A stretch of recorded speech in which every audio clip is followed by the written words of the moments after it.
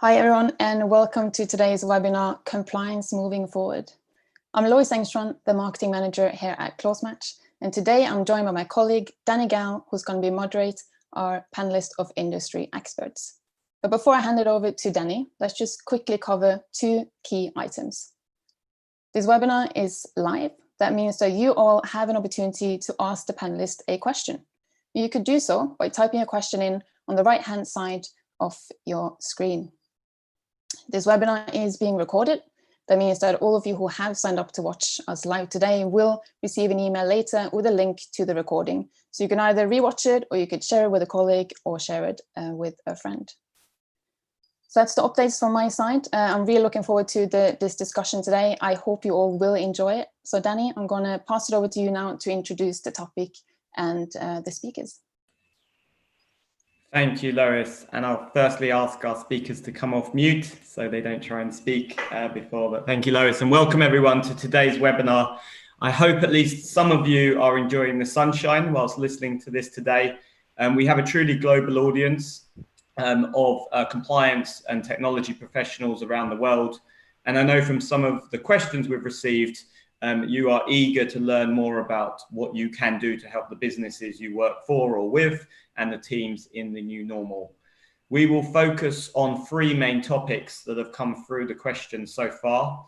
And please, you can send questions throughout the webinar. We will answer some as we go, and we will answer some questions at the end of the webinar. Firstly, we will talk through what we have seen in the last few months. Then we will discuss technology's role going forward. And finally, we will summarize on what compliance teams need to consider as they plan for the future. So let's kick off the conversation by firstly understanding the backgrounds and the current roles of our esteemed panelists.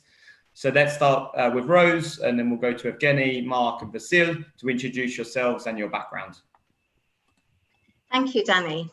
Yes, so I'm Rose Chapman, and currently I am Principal Tutor and Anti-Money Laundering and Compliance Programme Development Manager, really, for the Financial Services Institute, based at the University of the West Indies on Tortola in the British Virgin Islands.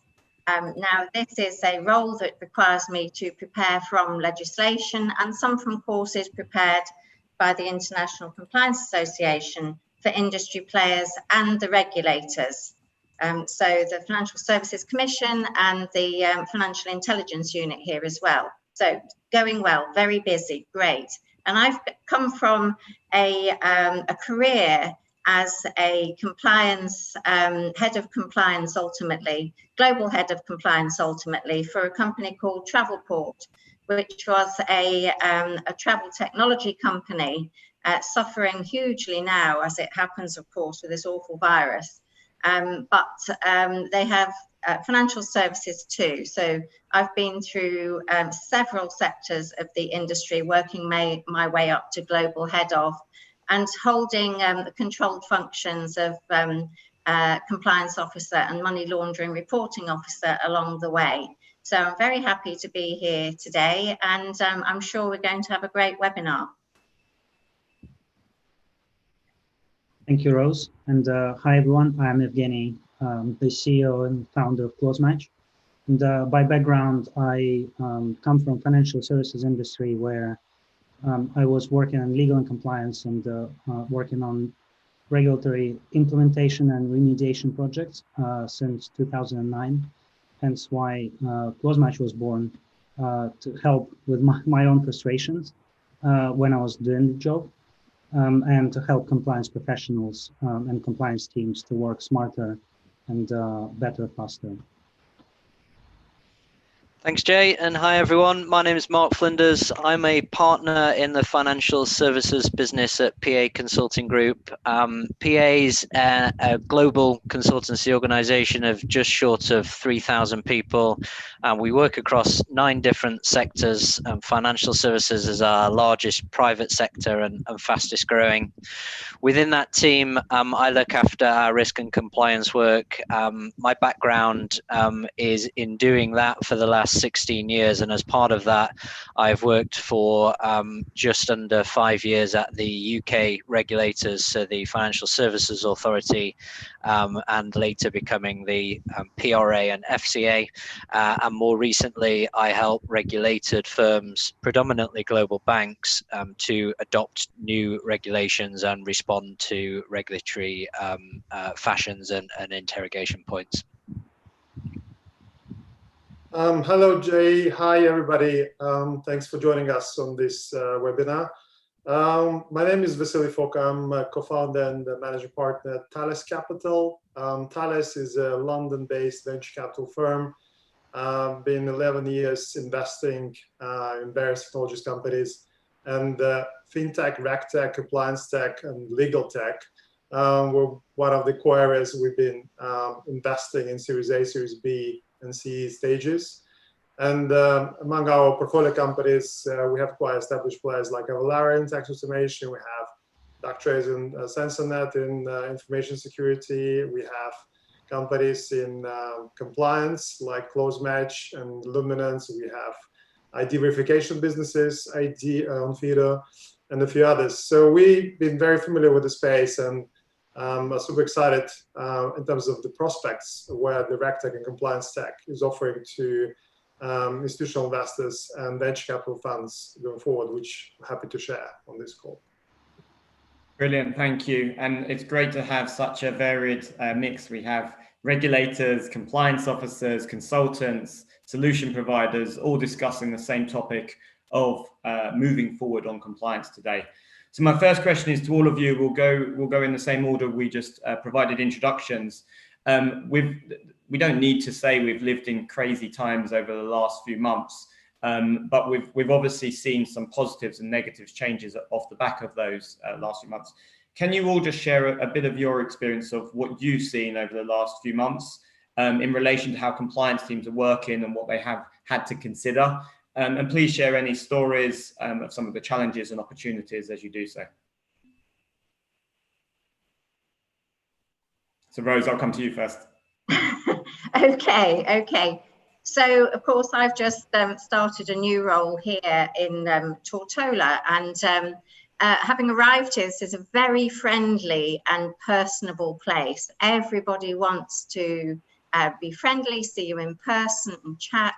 And of course, I was here, I arrived March the 9th, and very, very quickly after, by the following week, there was social distancing and no meetings and no one at the college buildings. So we went from really, I think pretty much the whole community here went from being an in-person community to an online and remote community in a matter of days. This has thrown up a number of challenges, as you might expect, and everyone has learned very, very quickly how to use the technology. Now, having worked in London in financial services for 25 years, obviously I'm fairly au fait with all of that, but it's still been a challenge. And the government departments here and the colleges, and the compliance officers, they're all having to learn how to use Zoom, how to make sure that they do have records, etc., that they are they're producing, and no one can come and look at a document anymore. I mean, this has been going on gradually over the years, hasn't it?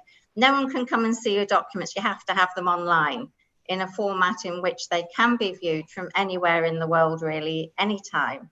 And so there's been a huge move forward, and the Compliance Officers Association here has been putting out some webinars that I've attended one or two of, whereby they're assisting, really people are helping each other to move forward with the technology and embrace the new world, the new normal, I expect that we'll continue to call it. But there's huge change here in the British Virgin Islands at the moment towards the embracement of technology. Okay, Jay, I'll come to you next on the same question. What have you seen? Obviously now sitting in the solution side, what have you seen over the last 3 months? Obviously working with a lot of the people listening to this webinar as well. Well, we have certainly have seen some challenges that our clients and banks that we work with went through. A very simple challenge is suddenly everyone is working from home and people couldn't access files which were stored on their desktops in the office. And Rose was talking about this, but we actually have seen it firsthand, where the people who we work with couldn't actually access their files. Another part we've seen is that communications over Zoom or any other video communication tools are working great, but then actually compliance teams don't have tools today to record their decisions, record the audit trail, record the changes that they're making to address the new environment.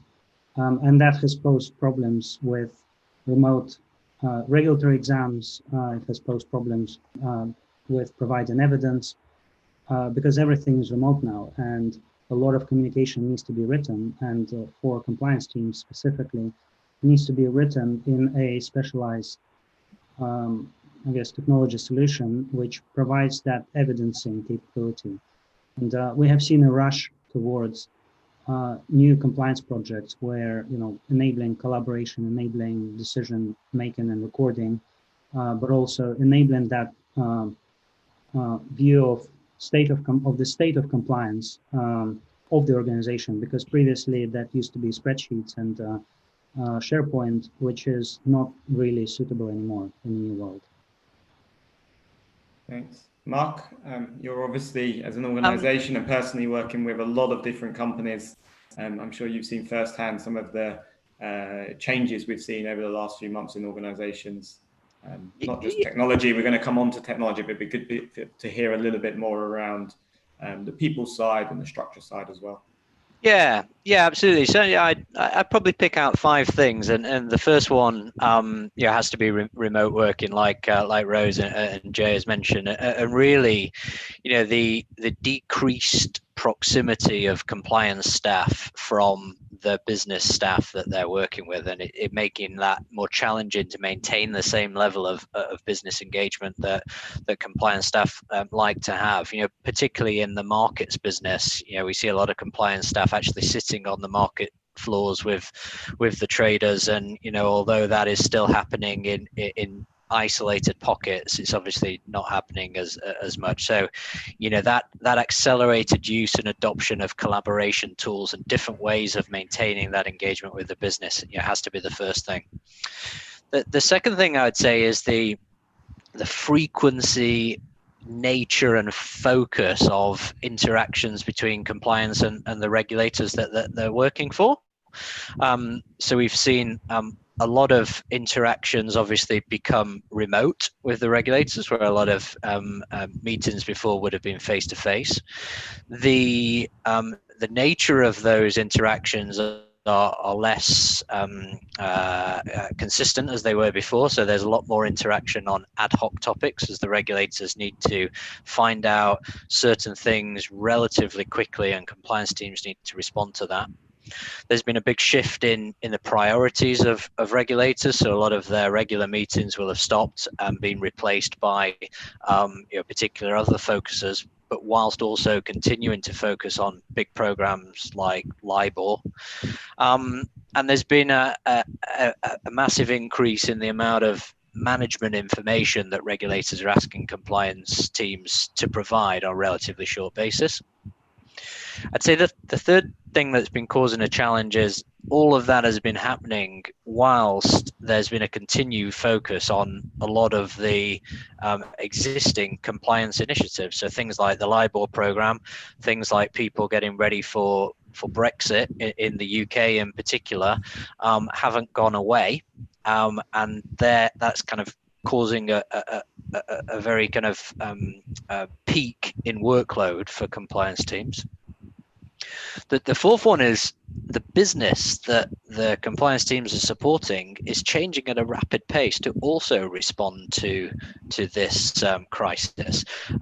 Different products are being launched, government lending schemes are being supported, and therefore compliance is needing to stay abreast of that and obviously exercise their compliance due diligence over it. And then the final thing I would say is is probably a shift, an evolution in the types of regulatory compliance risks that teams are working in. I know we're going to come on to talk about that a bit more in terms of what are the new and emerging risks. I won't say too much about that now, but obviously that's a key thing that compliance teams are really challenged by at the moment. Thanks. And still, same question to you. What have you seen over the last few months from an investor perspective? Yeah, I think that's quite interesting because we, as venture, of course, we have 50 companies in our portfolio. And of course, when coronavirus hit, we've been doing triaging and understanding which portfolio company was impacted, to what extent. So we had like 3 buckets, sort of red that been impacted in the hospitality space, sort of neutral, and then of course you have green that actually had a positive impact from the perspective that actually there was a boost of services that have been required. And all the compliance and RegTech portfolio companies were actually growing like crazy in that particular period. And the main reason is that exactly for what Mark just mentioned, what Rose just mentioned, is that we are seeing that we've been in an unprecedented experiment. And I think the Microsoft CEO Satya said, I think we've achieved in 3 months what we've been budgeting over 3 years in terms of people being forced to do those things that in most of those compliance and maybe reg offices within those organizations were sort of good to have, but not sort of mandatory or not something they will be doing on across all of their tasks. For example, we have a company on Feeder. I mean, they had unprecedented growth across identification in US and in Europe. And for example, now in discussion with US guys to issue immunity passports, for example, if you would be then available to go to work, assuming you had coronavirus, as an example. Yeah. Luminance had unprecedented quantum of data being crunched remotely. I mean, we know that compliance officers, lawyers have been using various tools, but when you're all at home, there's only 1 or 2 or 3 solutions that they probably had it on their systems, but they were not really using, maybe 3-5%. And when they have 100% of their workforce now been forced to try it and use it, and we've seen how easy this is accessible. I mean, I'm sure Jay will talk about close match, a lot of interest from the US guys. I think all of those sort of things that we've been seeing even pre-coronavirus is just accelerated phenomenally, which actually plays really well across all the value chains. So from identification, onboarding, KYC, risk analytics, reporting, everything that is basically was on this monolithic legacy solutions. Now people are now realizing they need to onboarding much quicker all the new RegTech solutions.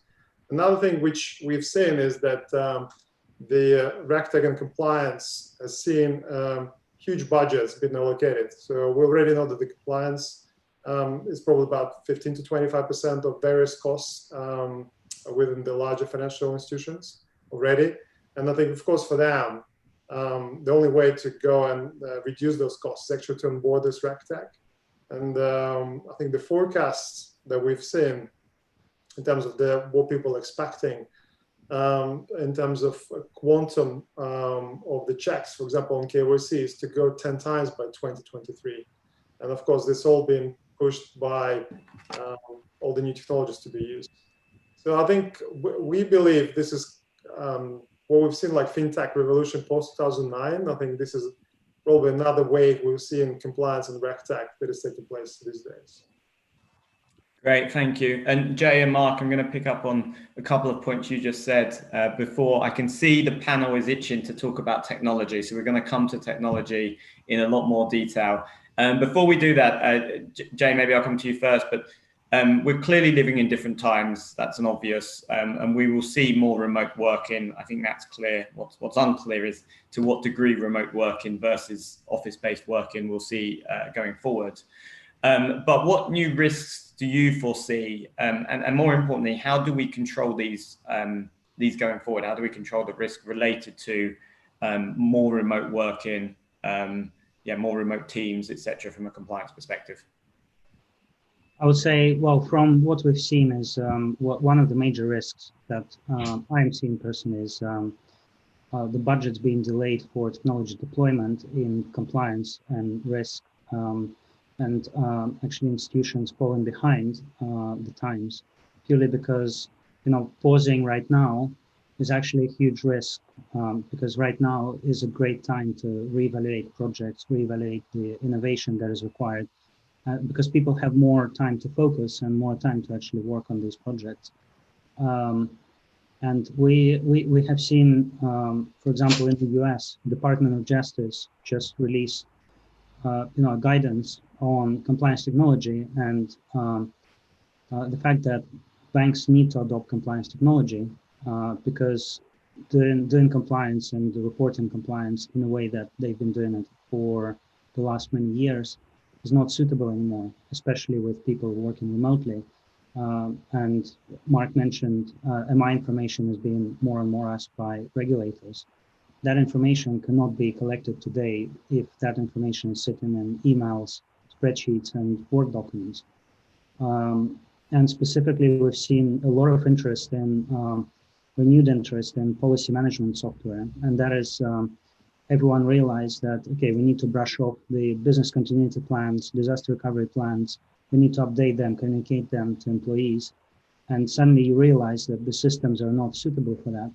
And in fact, in that guidance, Department of Justice did say that, you need to have a different modern approach to policy management, because that is the main way how you communicate to employees the changing environment of regulations and changing environment of the world. Thanks. And Mark, same question. What new risks do you foresee? Yeah, so I'd agree with that, and I think the crisis generates a spike in a whole broad range of risk types across a regulated firm, and that's not just because people are working remotely. It's because market conditions have changed. There's governance schemes in place. There's a whole host of things that trigger risk right across the risk taxonomy. If I was to think about through the lens of remote working regulatory compliance risks, I'd probably pick out 4 risks and 1 miscellaneous. So the first one would obviously be information control and information security risk. You've got the need to ensure that inside information, in its formal sense, continues to be appropriately identified and handled, so that the risk of insider dealing is limited, the risk of insider market abuse risk is limited, and maintaining the appropriate levels of market surveillance and suspicious transaction reporting, especially given the fact that people are working remotely and the markets are particularly volatile at the moment, is the first area that I would pull out. The second would be conflicts of interest risk. You got people working remotely, talking to their partners, their friends, family more that actually might work in other organizations. You have less control over that information exchange and the interactions that are happening. Conflicts of interest would certainly be one. Conduct risk, which is relatively new to most organizations as a risk type or risk consideration, but it's relatively complex as this situation is relatively unprecedented. You've got corporate and retail clients with forbearance proceedings in place at the moment. You've got to think about how you're going to exit those forbearance proceedings with the relevant conduct considerations. You've got the regulators reaching out. There's a Dear CEO letter from the Financial Conduct Authority a week or so ago, talking about they've already seen conduct failings in how corporate clients are being treated when firms are negotiating their new and existing debt facilities. Plus, you've got a whole different mix of vulnerable customers, and that population has changed. So conduct risk would certainly be one. And then I think change risk. So the business is changing very quickly and will continue to change very quickly, and regulatory compliance's ability to stay on top of that and ensure compliance through it is increased during this time.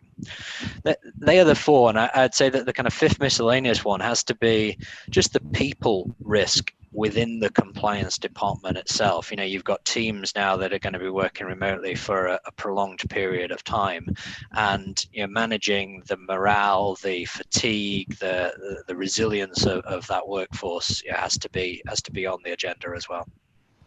Thanks. So let's move on to technology. Let's cover the technology topic. We all know compliance technology is not new. It's been around for a while now. It's not brand new to the market, but we certainly see the market maturing and investment in technology, as Vasil alluded to. It's really becoming no longer optional, which I think is a big change that we've seen where in organizations. Vasil, maybe I can start with you. You gave some good stats there around the 10x by 2023 and about a percentage of cost related to compliance in organizations. Why are you seeing now, what's causing, is it just the amount of regulation is increasing and therefore people can't do this manually? What are the reasons you're seeing from an investor perspective, again, on why the compliance industry is now sort of utilizing technology to the adoption rates that we're seeing? Yeah, I think it's a really good question. I think some people are saying that the compliance tech is a spin out of the fintech. And I think what fintech we've seen is that digitization and user behavior change, what people are now used to have as a standard, people are calling it Amazon effect, where people now, their behavior changed to the point that with click of the button, they get the service they want. And if you're not getting that, they get frustrated and have negative reviews and are already considering leaving that provider to another one. And it's not just related to the e-commerce. This is basically being impacted across the whole service industry. So financial services, as a result, been heavily impacted. We've seen, of course, the neobanks now been offering really good services, and then all other institutions follow the suit. And in that case, what we're also saying is that there was almost what they called regulation tsunami happened quite recently with so many new regulations that have been taking place. So I think there were some interesting stats. So I think there are about 750 regulators globally issuing 201 daily regulatory alerts a day. And this basically comes to the compliance officer mailbox or whatever system they're getting those. There are 2,500 plus compliance rule books.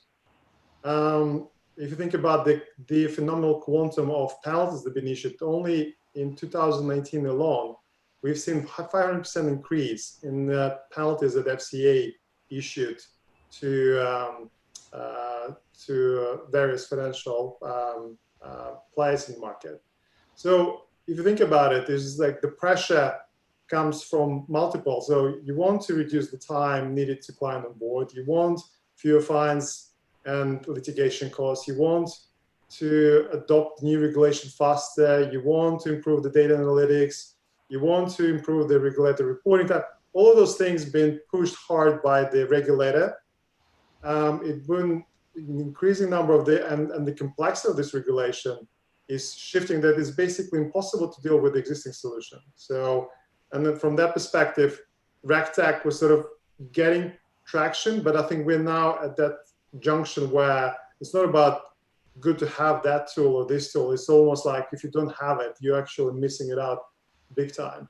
And I think we're seeing this across the spectrum of all the compliance and regulation technology. So think about sort of different phases that we've seen in the RegTech. So people still, some of the companies still use Excel spreadsheets for the sort of manual processing. Then there was workflow automation piece where people were looking at compliance software that will be sort of establishing consistent workflow. Then you have continuous monitoring as the phase. And now we're going into sort of what we call phase 4, where it's all about artificial intelligence and machine learning and how you actually proactively identify risks and manage them, both the risks and the reporting. And I think all of that, it just creates huge opportunity. So, and another interesting shift is coming to that, what we're discussing, the behavioral changes. Also, what is happening on the consumer front is that before, all the companies were looking, for example, on the consumer protection side. These days, it's not about consumer protection. It's about the data protection.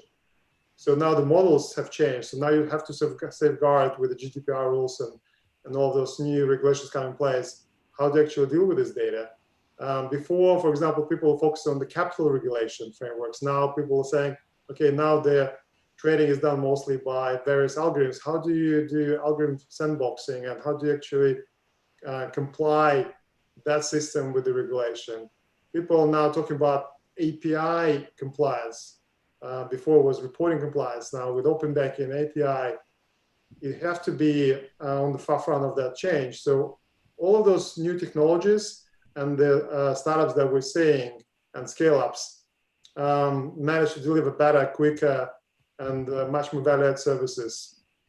And of course, in the last 10 years, a lot of the incumbents were trying to replicate it in-house, but they realize it's much more expensive. They're probably not fit to do this in-house, and now they're much easier onboarding new solutions. And we've seen this with CloseMatch and other companies that sort of progressing well with multiple clients. Great. Those points really resonate well with me. I worked for a compliance tech company 10 plus years ago. We were talking about 45 regulatory changes every single day. And as you said, it's actually higher than 201. It's more like 250 regulatory changes every single day, which is just an enormous amount of change to be able to deal with as a compliance team and compliance officers. Jay, I'll come to you. You have worked in both compliance teams and now on the technology side. What types of changes are we likely to see to compliance systems and processes? I think there are, well, the role of compliance has changed significantly in the last 10 years. And what we have seen initially since the financial crisis is that the compliance teams grew in numbers massively. But then as time went on and the implementations of new regulations went on, banks and also regulators started to realize that manual processes actually don't show very well how regulation was implemented, and hence why we started seeing more and more compliance tools, RegTechs, addressing specific points of compliance, like, for example, transaction monitoring, fraud detection. There are a myriad of tools now which help with that, and innovative tools brought by startups, now obviously growing massively in compliance. But then the second part is that, as Vasil said, the world is changing from the user behavior and what users expect. In fact, our very first client, a large global bank, the compliance COO, when choosing the solution, one of the main reasons why they wanted to bring CloseMatch on board, it's a funny story, but he said, if I cannot show my son the technology that I'm implementing and be proud of that, I don't want to implement that solution. And unfortunately, with incumbent solutions, you don't get that user experience that people come to expect in their daily lives. But they want to have those types of tools at work as well. Thanks. And Rose, you've been in head of compliance and ethics roles as well as on the regulator side. What changes do you see to the speed of adoption of technology? Well, I see that with the massive increase in the amount of regulatory and legislative change around the world and the new requirements that are put upon it, coming from a global role where we were in 66 countries and doing business with several more, we would go to local legal teams and get their guidance from a single connection with them. And of course, this comes at a cost. So when regulatory change is slower, that cost may well be less than the cost of adopting a technological solution. But what I can see there being is this tipping point that it appears to me that we must be pretty much at by now, whereby it's impossible to take regulatory change from all 66 countries, amalgamate it into your global policies, and then apply it best practice across the world, and then also comply with the local requirements. That takes time. It's possible, that's what people have been doing, but it takes time. So with so much change and so much regulatory interest these days and so high fines in different jurisdictions, I think that there is this tipping point where it will be the most sensible thing for the head of compliance to recommend and seek to follow is to get a RegTech answer that will enable him or her to amalgamate all of these changes into the company compliance, risk and compliance system as quickly as is humanly possible or machinely possible. But, you know, to get those changes in, because regulations don't worry about the time it's going to take you, oh, this isn't very reasonable. They want the results now. And therefore, to me, the costs of employing all these lawyers across the world to give you guidance, to amalgamate it, to put it into something, I think those days must be pretty much gone, because it's not possible to have that much information available to one that quickly to enable the incorporation into the global compliance arena of the firm. So I think we're there. Great. I just, sorry, Danny, yeah, I just wanted to add to that, and Rose, thank you. You actually highlighted one of the points that we have seen over the last 2 years in global banks, where regulators suddenly started asking to map regulatory obligations to policies and to controls. And what we have seen is that for global banks, there are tens of thousands of obligation items in a spreadsheet or in a GRC system, and tens of thousands of controls, and also thousands of policies, which all need to be mapped. And when you think about the relationships between all of these items in the organization, it's impossible, humanly impossible to do that in a speedy manner. But also, once it's all mapped, you actually need to maintain that, because the regulations, the policies, and the controls, these are dynamic environments which are changing all the time. And if, you know, a static map is not going to do it anymore. It needs to be dynamic, and there is only one solution, and that is an engineering approach to compliance in terms of how to solve these problems that cannot be solved by people. Yeah, it's essential to keep the pace to remain compliant.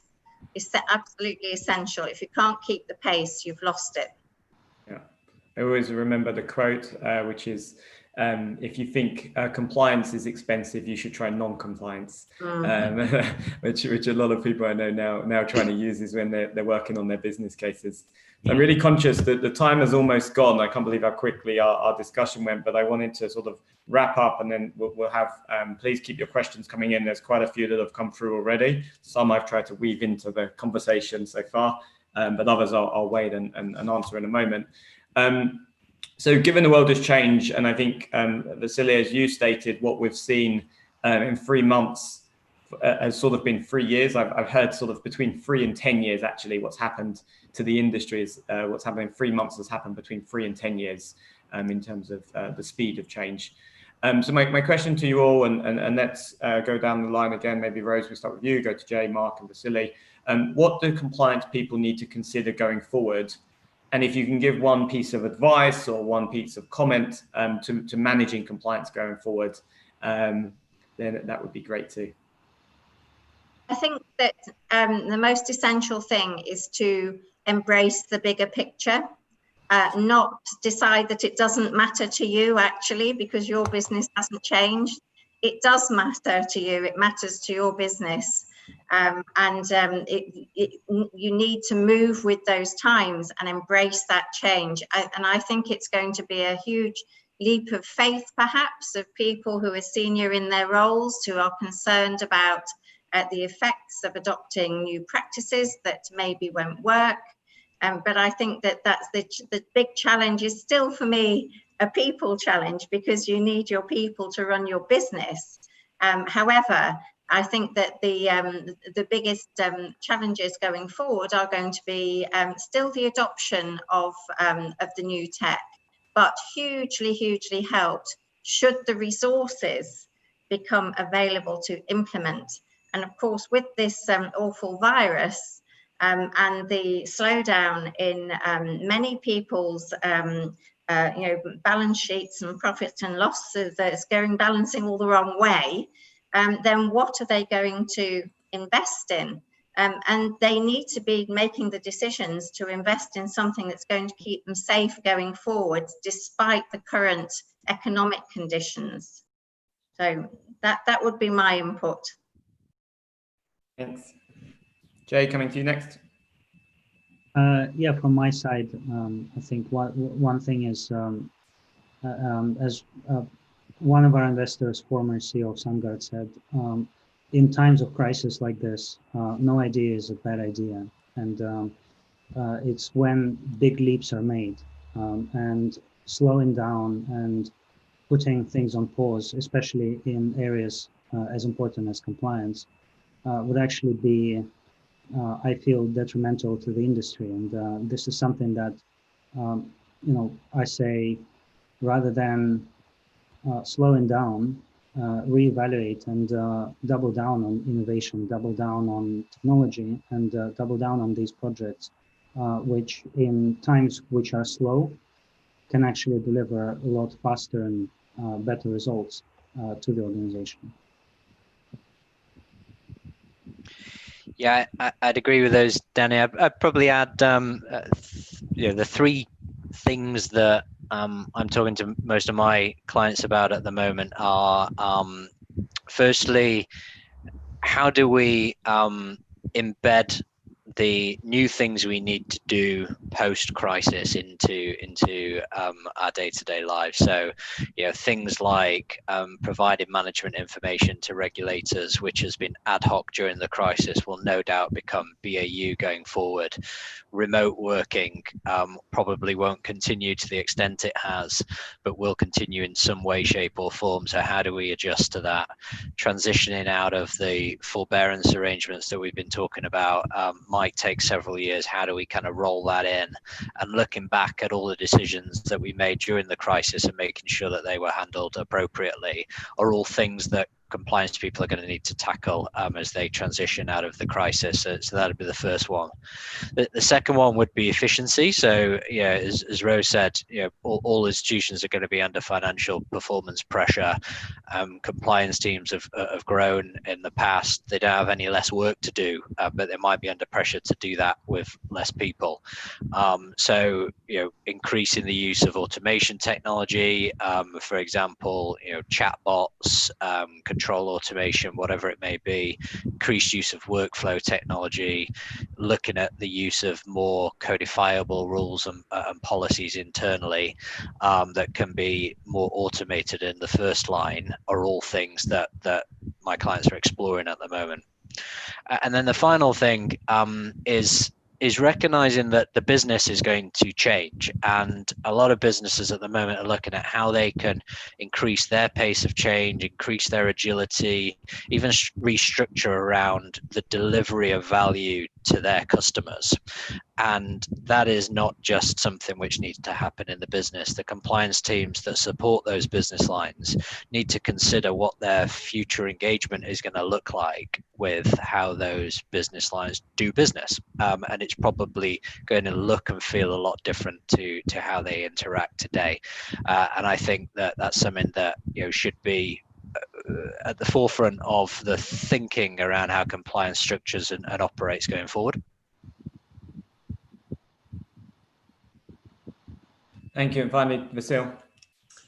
Yeah, I think from our perspective, I'd sometimes bring parallels with the cybersecurity sector. So when the changes were implemented, I think 2009, 2010, where the responsibility for the cyber breaches were brought all the way up to the board level. And before those things, if any had a cybersecurity breach, it was, this is IT department, that's not our issue. And basically the IT guys struggled to have a budget. They struggled to go through the approval process to onboard those systems. They were mostly legacy solutions. Nobody really cared about the problem. And then when the CEO and the top level executives got responsible for those breaches and they could have been fired, there were some criminal investigations, people start realizing this is a serious point and it's just not an IT department. I think we're coming to the point where compliance is getting to a very similar stage where you can't just say, oh, this is compliance department issue. I think this is a fundamentally corporate issue. And I think this has to be within the DNA of each company that is going forward. So they have to think about all the processes and systems from the perspective that the data that we have from the customers, the way we communicate with them, is basically fundamentally where the value of the business is. And if we're not controlling it, if we're not compliant with it, if we're not secure with this, there is no business in 5-10 years. And that's what we've been saying to a lot of businesses. I think you all need to bring a hat being a technology business first, and then whatever you've been doing second. I think, and don't just say, oh, we use technologies because everybody else is using. I think that's basically changed. We're all now seeing that if you're not a technology company in your DNA, with all the latest solutions that you want on board, that you want the board to be upfront for that, and not trying to limit, sort of have this limited risk appetite for risk.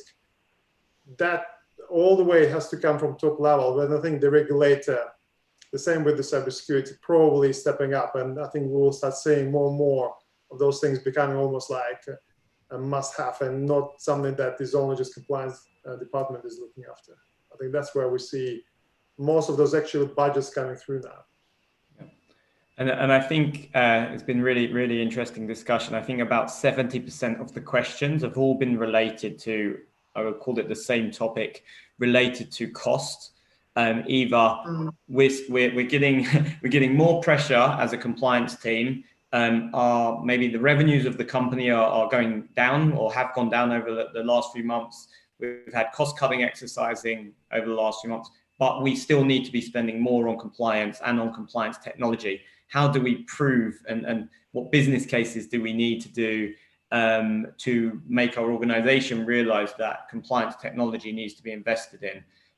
So I don't know who wants to take that question. I'll sort of open it out. Rose, I can see you are happy to take it, but the question is all about cost of compliance is going up. It sounds like that's a necessity. How will the cost be offset? How do we fight for our cause of fight for the cause? Yeah, I'm thinking of the fight for the cause having just come from the role. What I would say is we're talking here about the compliance department as though it is a separate thing, really, slightly from the firm. I prefer these days to embrace the notion of the governance, risk and compliance department. Governance is essential. It's all part of regulatory compliance as well. All compliance officers are managing risks. So governance, risk and compliance. If you're doing a pitch to your board or whomsoever senior management to get some funding in, I wouldn't be focusing in on, oh, we've got to be compliant, we've got to be compliant. I would be focusing in on, by being compliant in this way, we are improving our governance and we are better managing our regulatory risks, which has to be good for the company, because then we're less liable to have fines that come from being inadequate in our processes and procedures. So that is, whilst you've been speaking, that would be my pitch. Thank you. Any other final comments from Mark or Evgeny or Vasily around that subject? I just encourage people to find a way to prove concepts. So, there's lots of great technology out there. Some will work and some will not work. Finding the ways that the business case can be proven in an isolated way, either small pilots, proof of concepts for minimal expense, and either failing quickly or proving the concept quickly, and then going into bat with a credible business case to roll that out wider is always a sensible way forward. I can add from my side is I think when we look at the problems that the compliance startups or scale-ups are facing when they're selling to financial services organizations and other sort of larger enterprises, I think they have like three major sort of bottlenecks and problems. One is complicated approval process. So they just sometimes don't know where to go, how to get there. And of course, every startup and scale-up will be looking for somebody that will take up that flag and try to promote that solution internally, maybe through the POC, as Mark was saying, or at least trying and erring and introducing a few of his colleagues. So I think it's critical to a lot of people just think about, maybe I should be that person that understand a bit better that solution, try to promote and be that internal sort of advocate of that solution and at least try it. Another thing is that dealing with legacy systems, I think, of course, there is a lot of monolithic structures that basically are not scalable. So of course, somebody within the compliance department should probably work hands in hands with even IT guys, saying, guys, we do need to introduce those systems that will require, let's say, API solutions, will require cloud architecture. What could be done so we actually on the forefront, on the back end of this. And of course, I think the communication with those scale-ups that, again, some of them are not the most experienced in that place. So if the compliance department can actually be that helping hand and educating those guys that sell those new solutions, what is the best way, what is the best entry point to those large organizations, that probably will be very helpful. Thanks. Evgeny, we're out of time, but I will pass the floor to you for the final comment on this subject. I would say I would agree with all the comments. And one thing, for example, I would do today if I was still in the compliance department is become best friends with the innovation groups and best friends with technology groups, and understand how the organization is buying technology, and understand what are the processes and how do we cut corners in order to try and pilot and, or even sign up for a short period of time for a service, software service that delivers that, innovation and compliance. And if you actually know that, then it's much easier to get the business case through, because you have a way to try the technology, you have a way to bring it into the bank. And that's usually one of the biggest hurdles for the teams to bring technology into the bank. It's how do you get a smaller company or innovative company through the procurement process? Great. Yeah. Lois, I know I'm 1 minute over, but I think we've done well on time overall. Back to you. Perfect. Thanks, Danny. Mark, Rose, Vasil, Danny, Jay, thank you so much for taking the time today to share your insights and knowledge with us. For all of you who have been listening in, I hope you enjoyed it.